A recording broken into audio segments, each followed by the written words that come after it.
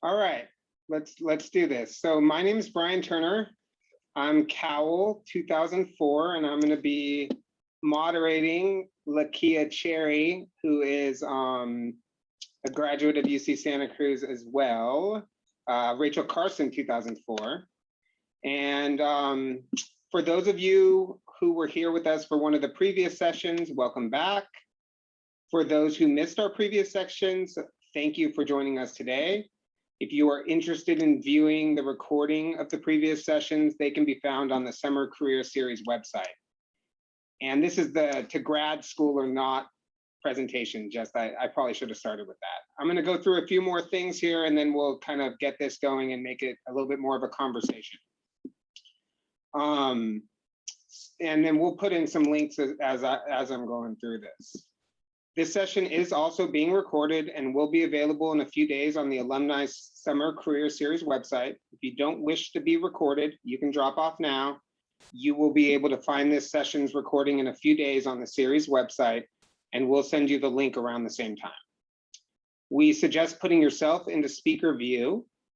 If you have a question, please use the raise hand button, or you can type it in the chat box.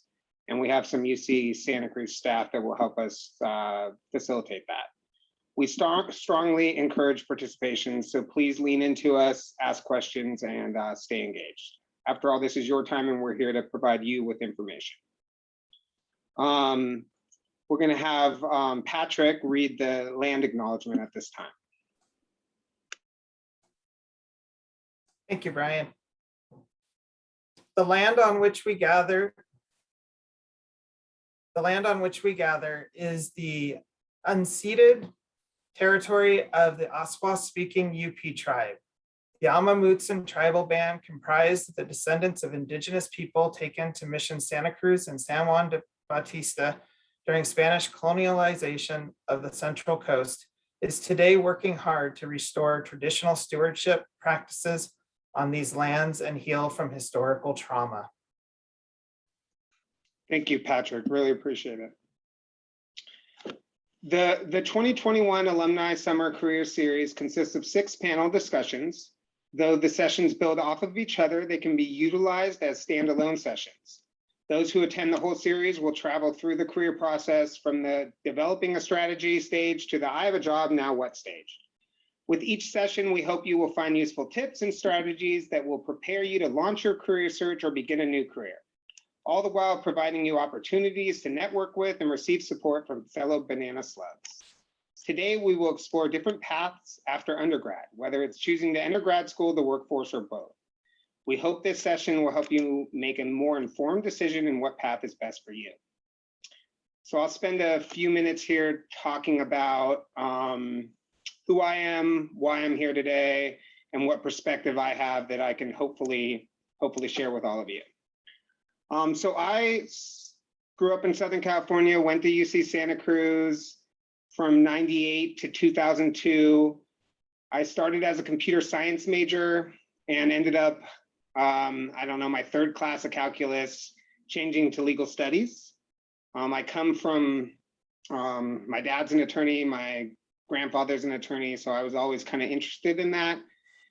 I pretty much started working full time during undergrad, maybe my junior, senior year, at a restaurant in town, and ended up continuing there for 7, 8 years after graduation.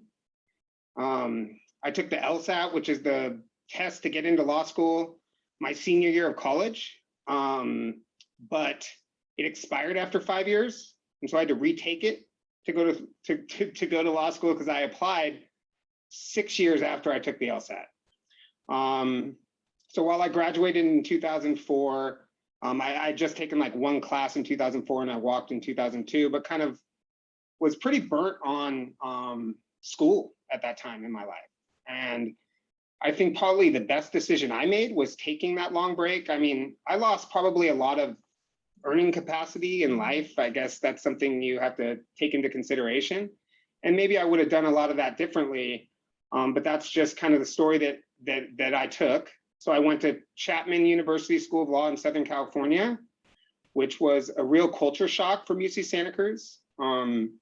private school, conservative, but they gave me a scholarship. So, you do what you need to do. And I did that and graduated, passed the bar, worked at a few different defense firms, clerked for a federal judge in bankruptcy, kind of did some of that. It was the recession, so kind of the tail end of the recession when I graduated. So kind of, I think, some similar circumstances is what's happening a little bit now. And, ended up opening my own law practice, and I'm, pretty happy with where I ended up, although it was definitely a roundabout way to get there. So that's kind of my perspective. And I'm going to hand it off to Lakeya to let her introduce herself. Thank you, Brian. So hello, everyone. It's kind of weird staring into blank screen. So if you'd like to come on camera, I definitely invite you to come on camera. But I'm Lakeya Cherry. I'm based in San Diego, California, and I went to UCSC from 2000 to 2004. I'm originally from San Bernardino, California. I had never heard of UCSC, but one of my friends in high school had just gotten in, and she encouraged myself and my best friend to apply so that we can all, as first-gen college students, be in the same campus together and support each other. And so with her encouragement, myself and my best friend, Helen, we applied to UCSC, got in, moved to Santa Cruz, having never heard of it, never having been there. And we were roommates our freshman year. While there, I obtained 2 bachelor's degrees. So I got a bachelor's degree in psychology as well as legal studies. When I was at UCSC, I was very involved on campus. I was part of then the hate bias peer response team. I'm not sure if that's something that you still have. I was part of Black Student Union, ABSA. I was in a sorority, Alpha Kappa Alpha. I was a resident assistant. I was an RA for a professor. I was in the faculty mentorship program. I was very, very involved on campus. And so due to all of my involvement, I also had a lot of informal mentorship and encouragement with regards to my next steps. And so while my majors were psychology and law, I didn't necessarily have a desire to become a psychologist. I also knew that with just my bachelor's degrees, from what I had observed, there wouldn't be that much opportunity in terms of my career afterwards. And this is from my perspective and what I had seen and what I had heard. So I began to consider my options. Admittedly, as a first-generation college student, I often heard that you should become a doctor, you should become a lawyer. These are the professions that oftentimes are touted, that people are encouraged to pursue, whether or not they have the interest or not. And because I was getting a second bachelor's in legal studies, I thought that law complemented psychology well. So I applied for law school immediately after school. I got in, moved to San Diego to start my first year of law school, which was, as Brian described, definitely a culture shock for me. I was the only Black person in my class. I was one of the youngest people in my law school class. I wasn't even 21 years old yet when I first started law school. I didn't own a car, couldn't afford a car. It was really just figuring things out. And so when I was in law school, I made it until my second semester and realized I don't actually like it here. Like, I don't know that I actually want to be a lawyer. I definitely had ideas and grandiose thoughts about what it would mean, especially in terms of money and power. But I didn't actually enjoy the work and the things that I was doing. So I began to have conversations with some of my mentors from UCSC that I was still in contact with, and they encouraged me to consider graduate school. So I decided to take a leave of absence from law school. One of my sorority sisters was at Columbia School of Social Work in New York getting her master's degree. And she said, apply here, you could be with me. And I said, okay. So I applied to Columbia. Only school that I applied to got in, sold all of my stuff, got a part-time job at a local YMCA folding towels to save money to move to New York. And then I went to New York City, where I was there for 4 years, 2 years total, getting my master's degree in social work. So for today's topic, what's the difference in terms of undergrad and grad school? I'd say that some of the primary differences is that more specialized learning. And so you ideally, if you are entering a graduate school program, a law school program, a medical program, an engineering program, et cetera, after undergrad, that you really have an interest in law or social work, that you have an idea as to what you want to do with that degree, what your various career prospects and options might be. And so when I was at grad school in Columbia, it was definitely different, because one of the things with our program, with a social work graduate program, is that you have to have an internship. And so we were responsible for, yes, having classes and going to school a couple days out of the week, but we weren't at school. We weren't in classes. We didn't have the same type of load as you do when you're in undergrad. It's somewhat part-time. The other portion of my time, about 21 hours per week, I was assigned to a local agency within the community where I served as an intern. So as I was learning social work skills and how to work with people and learning about systems, I also simultaneously was in the field doing direct practice, underground learning. I had a supervisor at my agency. I was expected to dress business casual, to show up in the morning on time. And I literally 2.5 days out of the week had a full day of work as I was learning my new trade or my new skill.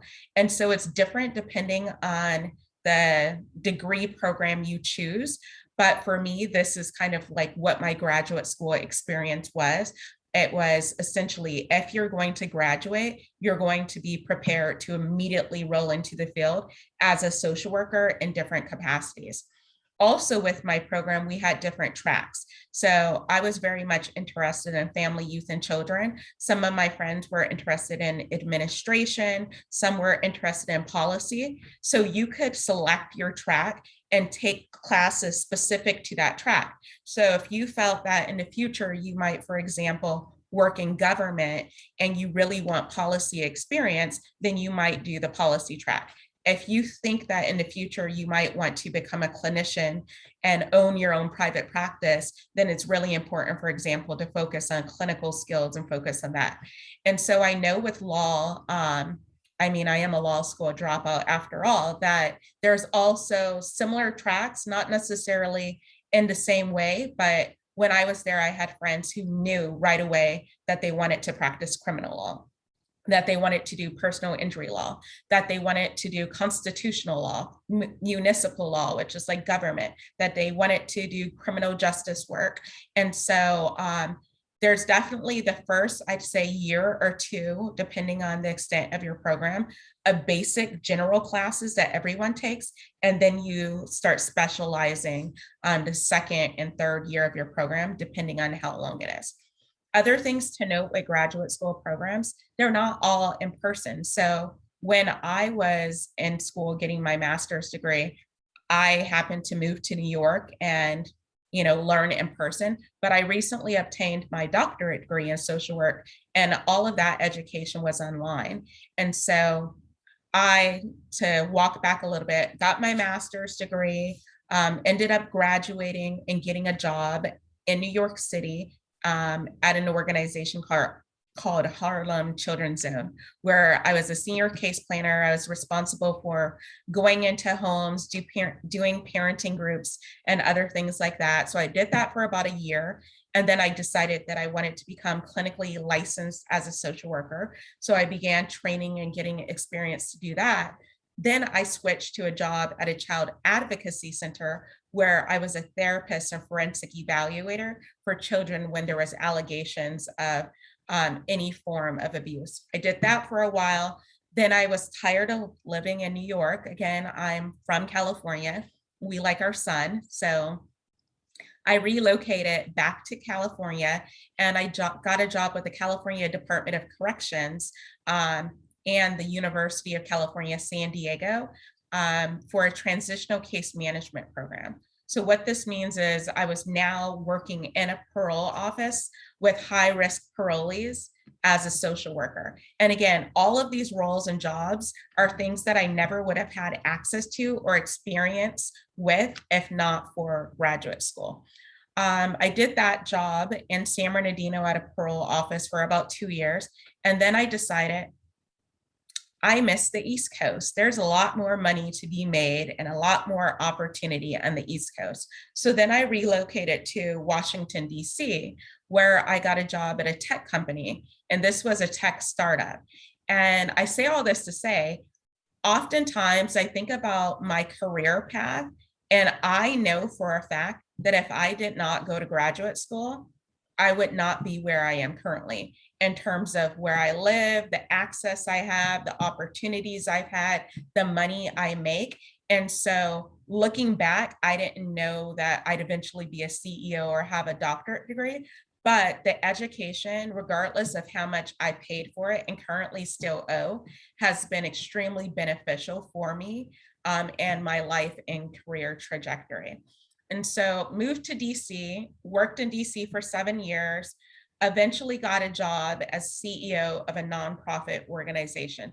Again, I don't think that I'd ever have this opportunity to be a nonprofit CEO if I didn't have advanced education. I don't think that I even would have had the wherewithal to think it was possible unless I was creating my own organization.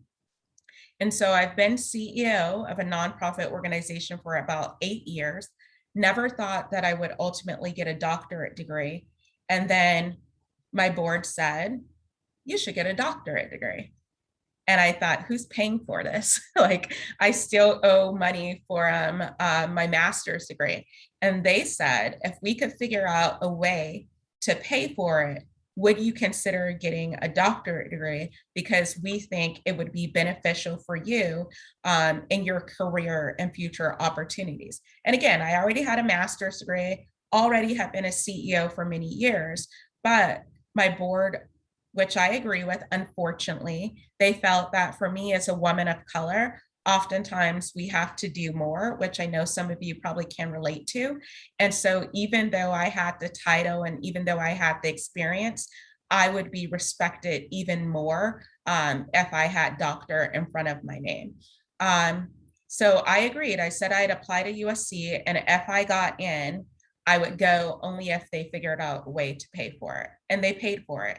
And so this is something I've seen some of your questions with regards to paying for graduate school. So some companies, if you decide to work in between going to graduate school, some companies have budgets to help assist you with the costs of graduate school, especially if what you're going to learn is going to benefit the company overall. Sometimes they'll say, we'll pay for this, but you have to commit to staying at this company for a certain number of years. If you want to get a PhD, if you want to do other things, there's also internship and fellowship programs where you can make some money to help support and pay for graduate school. I've had plenty of friends who have also had jobs waiting tables and doing other things. Uber, Lyft, is the trend nowadays to help cover costs while you're also in graduate school. Scholarships are still available. And then obviously loans and grants and things like that.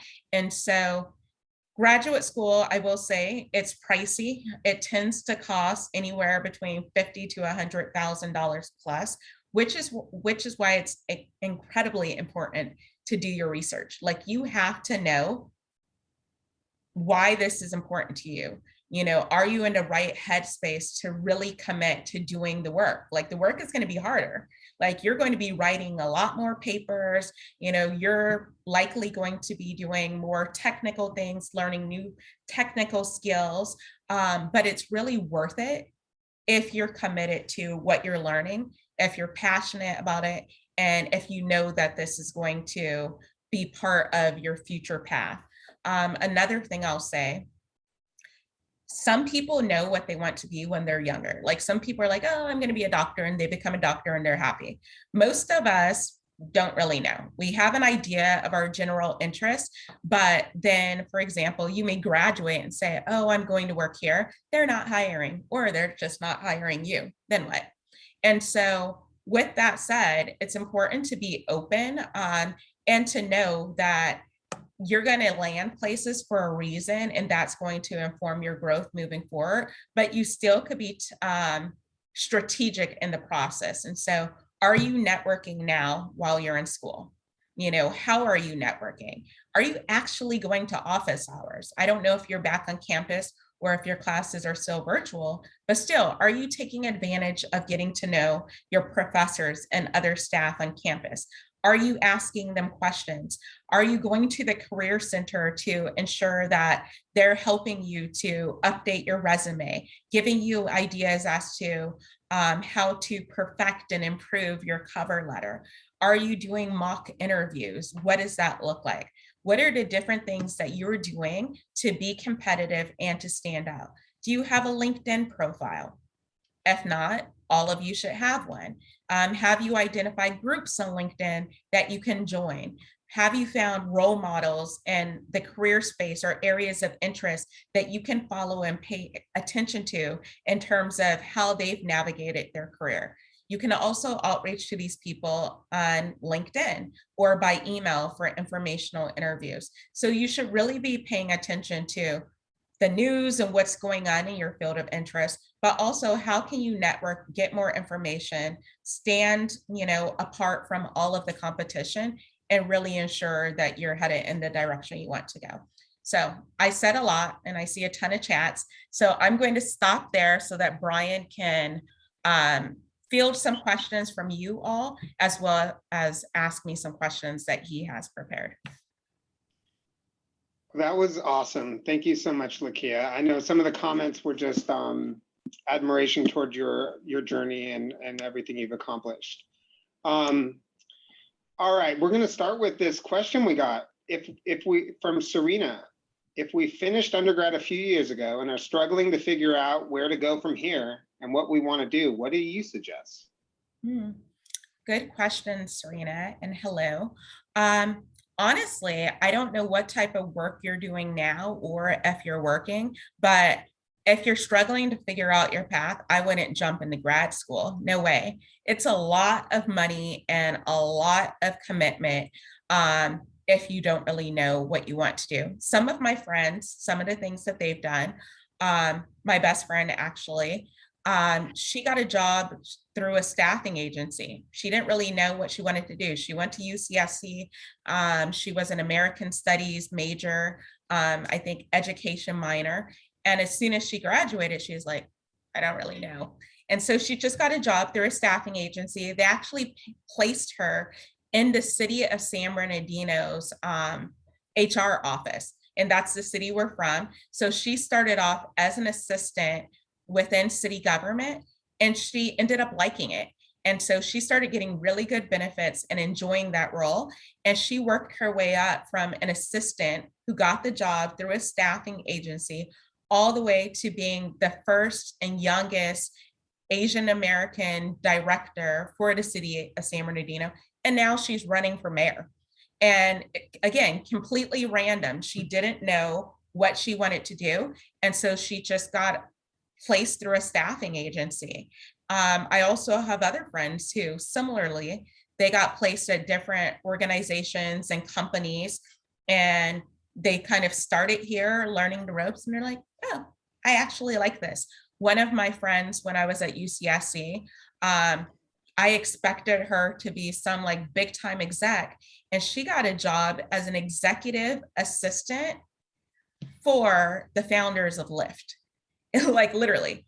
And so as Lyft grew, she, of course, obtained more power because she's their trusted advisors, the ones managing their calendar. And so as they went public, of course, you're going to get stock options. And she began, even though she had that executive assistant title, she was literally like a third in command for the organization because she was literally the support team of those in charge. And that is something that I don't think she ever would have said that she wanted to do when we were in school, but she landed an opportunity. It worked for her. She was paid well and she loved it. Another friend, she did some jobs subbing at different schools as a substitute teacher for a while as she was figuring out what she wanted to do, and then ultimately decided, I kind of like this. So she went to school to get her credentials to become a teacher, and now she's actually a teacher. And so I would definitely be patient, give yourself grace, and I mean, identify what are your areas of interest. So what are the things you really like to do? What is your skill set? Because just because you like something doesn't mean you're good at it. And we have to actually acknowledge and confront that sometimes. So what are your strengths? What are your skills? What do you enjoy doing? Do you want to go into an office? Do you want to work remotely? Do you want to work independently? Do you want to work with a big team? Do you want to work in an environment that's casual? Do you want to work in an environment that's more conservative? Really thinking about your values, your needs, and what you want. And using that information to be a guide as you begin looking for options and opportunities. So hopefully that's helpful. And I think to add, those were such great responses. A lot of what Lakeya said is, I mean, if you Google whether to go to grad school or not, right? A lot of that's going to be, if you don't know what you want to do, and that's the first thing Lakeya said, you shouldn't be going to grad school. You need to know what your end goal is. And by doing these jobs, by trying a job here and a job here and a job there to see if that's something that you're passionate about, or that is, your dream job, or there's some job within that organization, it's also going to help you get into grad school, because all of these grad school applications require you to talk about your experiences. And if you go work somewhere, you're going to develop those experiences. And for masters, my wife did a master's in public policy. She volunteered for a state assemblyman before she went to apply. And that volunteer opportunity and that work that she did, which she eventually became a paid position, eventually got her into grad school at USC, eventually got her to working for the University of California, doing public policy, which is her dream job. And she kind of knew that from the beginning, that that's what she wanted. And so she effectuated that by volunteering her time to create her story. And I think that that's something, I think we have a couple questions that kind of prompted that response for me, but do you have any recommendations for networking if you didn't prioritize networking while at UCSC and have been out of school for a few years and you're not working in the field you're hoping to join? And that's from Alana. Thank you, Alana. Lakeya, I kind of rolled into that question. What are your takes on networking? I don't think that it's ever too late to network. So even if you didn't prioritize networking at UCSC, it doesn't mean that you can't do it now. Or who's to say that you even need to network at UCSC? Start networking in general. And so there are groups such as Meetup, where you can search based on specialty interests. Last year with the pandemic, I really missed international travel. So I joined the United Nations group of San Diego as a way to network and get to know other people. As I mentioned, there's also various LinkedIn and Facebook groups where you can network with people, but really, begin outreaching to people like, hi, I'm Alana, I'm really interested in this. I wanted to learn about your career path, any recommendations you might have, thinking about the people and who's in your circle and who they might know. Prior to this call, I was talking to Brian and others about the fact that I just started a coaching and consulting business. But within my primary sphere of influence, I don't know a lot of people who have a ton of money. So they have good jobs, but they also have bills. So in terms of the rates I want to charge for coaching, they can't afford it. And so I was telling one of my colleagues that I went to graduate school for my doctorate, and she said, one of my cousins works for the federal government. Another one works at Expedia. Let me text them, tell them about you, show them your LinkedIn profile, see who they know within their networks that they can introduce you to. I don't know these people. She's not even my best friend, close friend, etc. But she knows people that may know people that may be able to help me. And we need to get comfortable with asking people for help and outreaching in that way. Yeah, I will add, look for someone, there's a UCSC LinkedIn group.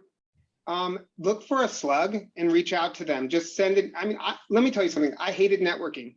Okay. I hated it. I went to law school. I still hated it. Everyone told me, Brian, the only way you're going to be able to do what you want to do, which isn't going and working for a big defense firm and defending Bank of America. If you want to go help people, you're going to have to get clients. And the only way you're going to get clients is you're going to network. I hated it. I hated it.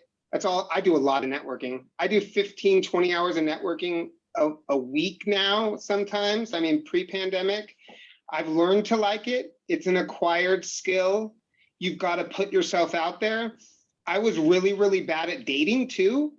And networking is kind of like dating. You get rejected. People don't respond to your emails, but who cares? It's just an email. Nobody cares. Send thank you cards after you network with someone that is huge. My wife taught me that. I never sent a thank you card in my life. Do that every time. A handwritten thank you card will blow people's mind. They will get that card and they'll be like, gosh, I haven't done anything to help this person. Let me make a few calls. But it's never, I mean, to think it's ever too late to network is wild, because it's never too late to network, everyone. If you didn't network at UCSC, I didn't network at UCSC. A lot of people didn't network, but look on the count, start with the council. I'll tell you right now, if you start with the council and see anyone that has, there's a lot of people with grad degrees on the council. If you reach out to one of them, I guarantee they'll get back to you. I guarantee it. And, you know, so that's something that I would add on. All right, let's try to get to the next one.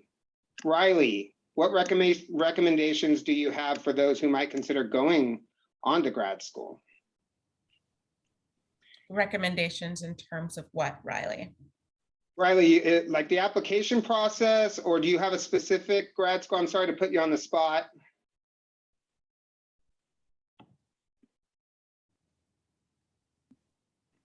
That application process. I can speak to this a little bit. And so when I applied for my doctoral program, I needed to write a personal statement, which you all had to do when you applied for UC Santa Cruz, of course. But with the personal statement, like, it was really important that I answer the questions that's being asked. I've reviewed applications for universities before, and oftentimes people will try to tell you what they think you want to hear without you specifically answering their questions. And they're choosing certain questions because they really want to know your answers. And so I would definitely take time on that application to ensure that you're answering the questions that they're asking and that you're answering those questions in detail. I don't know if you've heard of Grammarly, that you're checking for spelling and errors, but then also that you're sharing your personal statement with other people within your circle so that they can proofread it, but then they can also give you thoughts and comments and feedback, because again, a lot of people are applying for graduate school. It is competitive. And so you want to make sure that you're putting your best feet forward. Other things, letters of recommendation. So this is where the networking piece is extremely important. If you're still in school, making sure your professors actually know who you are, especially if you'd like for one of them, for example, or two of them to give you a letter of recommendation. Brian mentioned the importance of a handwritten thank you note. One thing I learned at UCSC while in the faculty mentorship program was to say, for instance, I was asking Denise to write me a letter of recommendation. I would prepare a folder where I'd have a copy of my resume.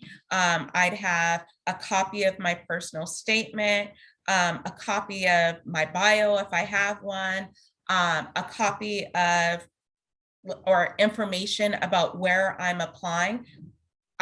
you're supposed to essentially give them all the details that they need to paint you in the best light possible. And so, yeah, they were your professor, but if there were 115 other people in the class, they don't know you, like literally, unless you were oftentimes in their office hours and really develop the one-on-one relationship, then you need to give them as much information as possible so that they can actually paint you in a good light for that letter of recommendation. So that's something I'd recommend. Also, a lot of stuff is digitized nowadays, but for me back in the day, I had to put an envelope, a stamped envelope addressed to where I need them to actually send the letter of recommendation. Also with the application, don't put people as your recommendation if you don't get their permission. People hate that. I oftentimes get people who do that and I don't even have anything to say about them. Like, it's like, oh, Drew, Leslie, Aaron, they were nice. Like, I vaguely remember them, but I don't even have anything to say. And then if that happens for you, what if we don't respond, or what if we don't say enough about you to make your application competitive? So definitely make sure that you're asking someone permission in order to list them as a recommendation. Get your application in time. Sometimes if you turn it in early, you can get early decision, which is great. Also, you're more competitive sometimes for scholarships and opportunities for fellowships if you apply early as opposed to the day that the application is due. Also, speak to the advisors at the school before you even apply. Like, there are plenty of advisors that want you to apply. They hope that you get in. Ask them, what will make my application more competitive? What are some things that you've seen that you think I can do? What do you recommend? Is there anything that, I shouldn't do? Like, ask these questions to the people at the school, because one, that's their job and they really want to help you. So I'll leave it with that. Brian, anything else to add? That make that job easy for the person writing your recommendation. Everything Lakeya said is boiled down to making it easy. These teachers everyone's overworked and underpaid in some respect, right? And you got to make it easy for them. You'll get a better letter if you make it easy. Everything they need, every stamp, every envelope. I mean, it's a pain in the butt just to print an envelope sometimes, right? So think about how hard it is for you to do that, and then the teacher's got to do the same thing. So just make everything really easy. Maybe it's all electronic. One more thing I will add to that, Brian. Even now, sometimes I'll have someone ask me for a letter, and if I'm super busy, but I do want to write the letter from my name and I know it may carry weight with them, I have them write it. Who knows you better than yourself? And so I will have them write the letter. And then once I have it, based on what I know of them, then I'll go through and quickly edit it so that it's in my words and my language. And I'll add in some additional details based on our experience working together. And then I submit it. But whenever people do that for me, like immediately, quick turnaround, and every single person who have written the letter for me and I just tweak, they've gotten into the program they applied for. Because again, you know yourself better than anyone. Yeah, so even if the teacher doesn't ask you to write it, maybe in that, if you didn't have a strong relationship and you're concerned about that teacher remembering you or etc., maybe just in the introductory email, tell a little bit about yourself so that you're basically writing it for them. They just copy and paste, change some stuff around, and you're halfway there. All right, Vanessa, I have an idea of what I would like to do for an MA program, anthropology MA to teach at community college. I'm afraid that if I just jump into the workforce, I won't ever get the chance to go back to grad school. Is this a reasonable concern? I think it's definitely reasonable, but I think you need to weigh, why would you take a break? Is it important for you to take a break? Rest is important. If you really need a break from school, take that break. But also, oftentimes we say we're going to take a break and then we don't set up any goals or guidelines to hold ourselves accountable. So it's one thing to say, okay, I just graduated in June. I'm taking a break until January of this year. And then in January, I'm going to start, preparing my application to apply to these 5 schools for the goal of starting in fall.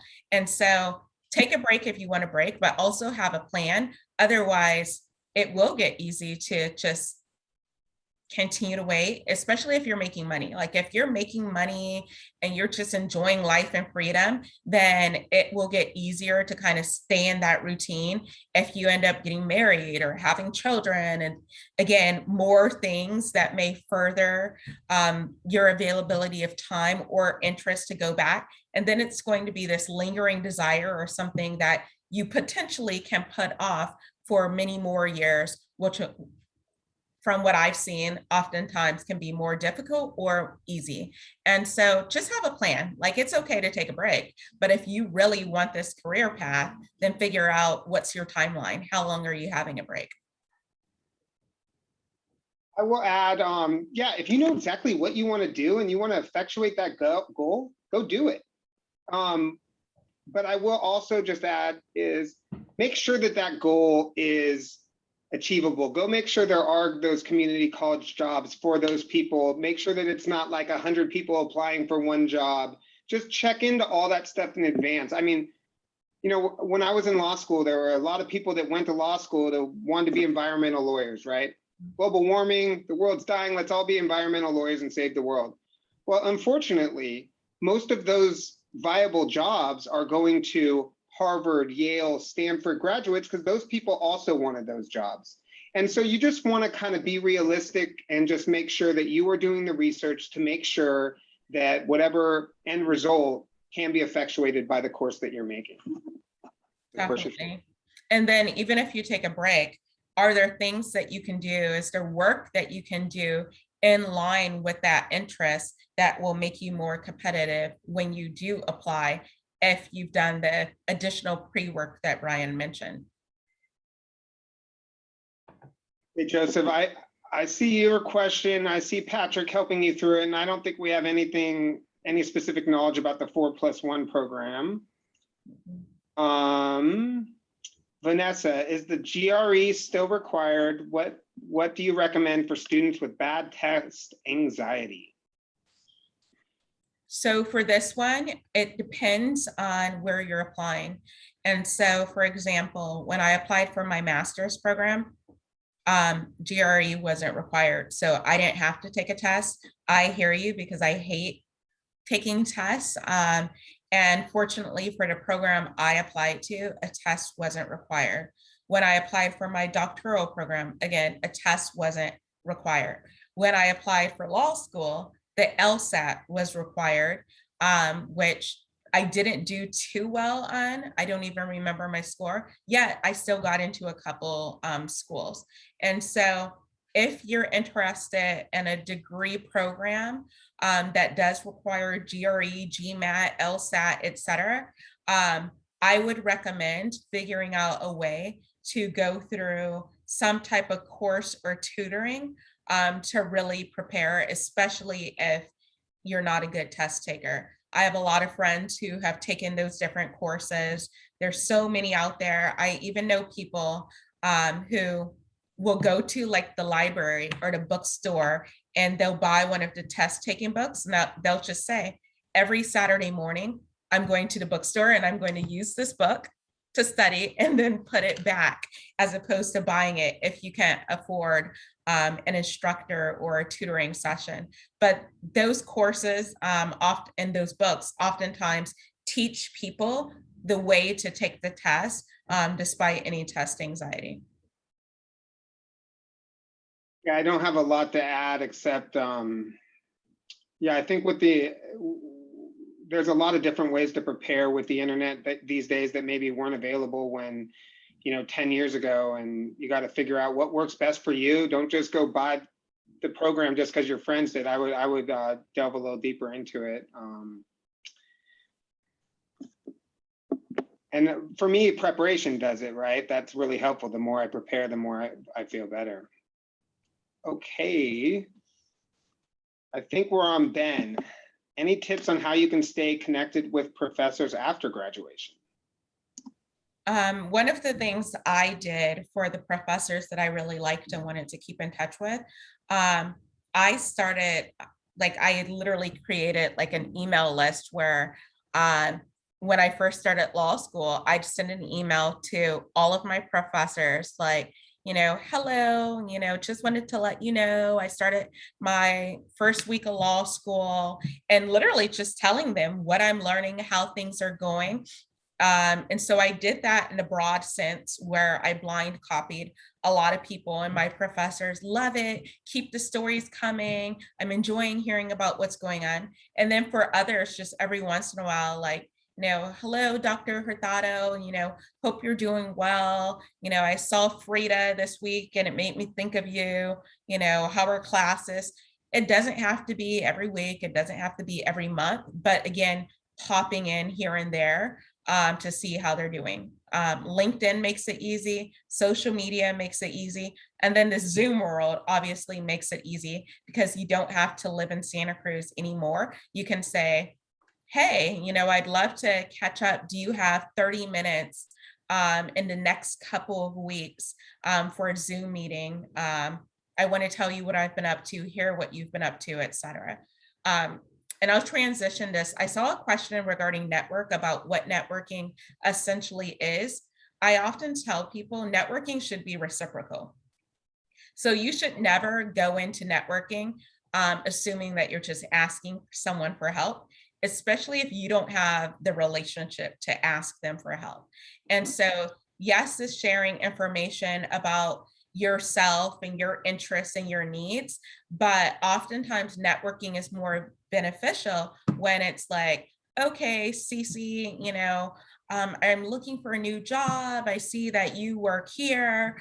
Do you know anyone? And then Cece's like, yeah, blah, blah, blah, blah. I could do this. You're like, thank you so much. Is there anything I can do for you? How can I support you? And then again, expressing gratitude for something like that. It's, following up with quick text message, email, or whatever to say thank you. But it should definitely be reciprocal. May I please take you out to coffee, as opposed to assuming they're going to pay, and that we're all busy professionals, assuming that people just have time and interest to help you. You have to show gratitude, be prepared, make it worth their while, offer help. Usually people will say, oh, no, it's okay. But it's still nice to know that people cared enough to ask and that they're not just trying to get information from you or use you. And again, it's situational depending on the extent of the relationship that you have with someone. Yeah, those are some great points. And I would add, I go into all the networking stuff I do now. I'm just trying to create like a real human connection. I am not trying to get to my end goal when I go meet with someone. If I think there's someone that has a large referral base that maybe they could get me clients, I am not approaching that with a 10-foot pole. Usually I'm waiting for them to bring it up. Let the other side bring up, how can I help you? It may take a few times. It is time consuming. There's no way around that with networking. But you just have to keep at it and try to make, and if you don't make a real human connection with someone and it is so bad to meet with that person, move on. Yeah. There are a lot of people out there that can help you. And I think you just have to put yourself out there, and those skills, that networking in general, the skills that you develop are going to pay dividends in your career, whether or not you get the connection. Just basically cold calling people, right, is a huge skill for careers, for a lot of careers. Yeah, it is really time consuming. Sorry, Brian. But Brian's point about relationship building, that's the most important part about it. It's like, we're still people and we still care about human connection. Even if you know what someone's asking. Here's an example. Someone that I went to UCSC with, I'm trying to get more coaching clients. Like, that's a goal of mine. So I was on LinkedIn and I'm browsing and I'm like, ooh, Pravina's company just purchased another company. So I Googled that company and I was like, this is a company that probably has the resources to pay for coaching. So then I went, and Pravina and I were friends at UCSC, haven't spoken to her in a while, but we're still connected on social media. So I messaged her, "Hi, Pravina, I hope you've been well. It was so nice to see you at this workshop over a year ago. How's your family? How's your children? We should schedule time to catch up. By the way, I saw that your company, blah, blah, blah, and you work in HR. Does your company ever hire coaches?" And "Hi, it's so nice to hear from you, Lakeya." Totally sideswept the conversations about family and children because, we know what we're asking. And she said, "Oh, thanks for reminding me that you're a coach. I'd love to refer you to my company. I'm sending your info now." And I was like, yes. And so this is all to say, sometimes it's so important, the relationship piece, but because she knows me and that I have good intent regardless, she is willing to help me. And so, even if she wanted to catch up around family and stuff like that, that's fine. But she literally was like, "Oh, yesterday, another friend that I met in law school, I saw that she announced on social media that she is having another kid." So I text her, "Congratulations." And then afterwards, she was like, "Congrats to you on your business." And then I was like, "Thank you." And I said, "I'm trying to get clients. Does your company ever hire coaches?" And she's like, "I never even thought of that. I'll send your information now." And so again, the more you have relationships with people, the more people are going to think of you for opportunities or be willing to help you. Yeah, you have to keep in contact. You have to keep all your relationships throughout your life.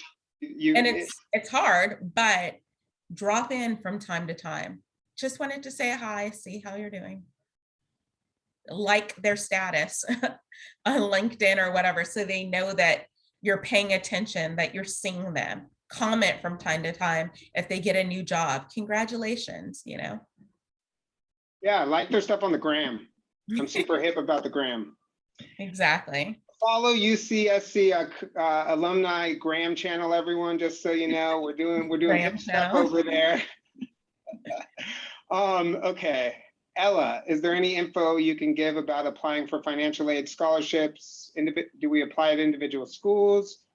Like we applied for UC programs? Lakeya, do you have anything to comment on that? I would say for this one, it honestly, Ella, it depends on the school. And so sometimes it's like, for me, my doctoral program was paid for. So I fortunately didn't have to go through these ropes again. But when I applied for financial aid for my master's program, I had to apply for some federal loans. I had to apply for some private loans. And then when my application came through, they were able to see which scholarship opportunities I was eligible for, and then kind of move my statement and my information over for consideration for that. But the question is pretty broad, and it just really depends on what you're applying for, how many schools you're applying for, et cetera. And I did want to circle back on one thing about making connections with teachers and keeping in contact. There is also a school of thought out there that I want to make sure people are aware of, that even if you're going to take a gap between applying for grad school, you can go get those recommendations very close to when you graduate. And then you can, even if you did get some career experiences that may bolster that recommendation, go back to the teacher and ask them to make renovate or change the recommendation to include that stuff. So if you are concerned about maybe being forgotten by a teacher or something like that, that is something that there's a lot of articles on that. So maybe throw it into a Google. Okay, I think we got maybe one more question here. Any tips on making a LinkedIn profile? Oh, I literally. Oh, you just answered it. To this. Okay, so the number one tip is make a profile. Like, I can't believe how many people still don't have a LinkedIn profile. LinkedIn for the professional world is the best way of networking, connecting with people, being seen, looking for jobs. So make a profile. All of you, if you don't have a professional headshot, get one. Or if you have a friend who takes really good pictures, get a background, buy some plants or a white background or something, and get a professional headshot and put that up. Nothing makes me scream more than seeing a selfie as someone's headshot. So put a professional headshot and then fill in as much information as you can. Make sure it's spelled correctly. And then 2, I'd also say Google best practices for LinkedIn or tips for a LinkedIn profile, because they're constantly updating what information you should have, what to do, how to utilize it to network. Like, for example, I know my core strengths, and so I have listed my core strengths on my profile. Sometimes I write blogs, so I have those blogs attached to my profile. Whenever I go through a new certificate program, I add that to my profile. All of the places that I'm volunteering, I add that to my profile. If I've worked with someone for a few years and I know that they could really speak to my work, you can ask them on LinkedIn to write you a recommendation that lives on your profile. So anytime anyone clicks on Lou's profile or Matthew's profile, they're going to see literally all of the professional things that you've done, education, experience-wise, et cetera, in addition to how people feel about you. LinkedIn also has courses that you can take. So you could do LinkedIn learning courses to learn more about coding, then learn more about leadership, management, whatever your interests are. And then once you complete one of those courses, you can add it as a badge on your LinkedIn profile that people oftentimes will look at. You can also use on LinkedIn that you're hiring or open to hiring on your profile, which is something that people look at to see, like, oh, Vanessa looks like a good candidate. I see that she's, looking for employment or whatever. So definitely take the time to update your profile, but actually log in, like people's status, comment on things, share with your network that I'm preparing to graduate from UCSC. I'm interested in social justice. I'm based in the Bay Area and I'm looking for an entry to mid-level job doing blah, blah, blah. Does anyone know anyone? I just worked with some master's level social work students in San Diego, and so many of them were posting that, and their friends and colleagues were tagging people and liking it, and many of them got jobs from those type of LinkedIn posts. Thank you, Lakeya. You're welcome. Okay, I missed a question, Katie's question, but I want to be respectful of everyone's time because it's 1 o'clock. So thank you, Lakeya, so much. That was amazing. I learned a lot. And please, everyone, join us for the next session. First paycheck, what to do with it. Wednesday, September 8th at 12 to 1, when alums Tyler Hintz and Mario Galdames will explore strategies on that subject. Thank you, everyone, and I apologize, Thank Katie. you. Add me on LinkedIn.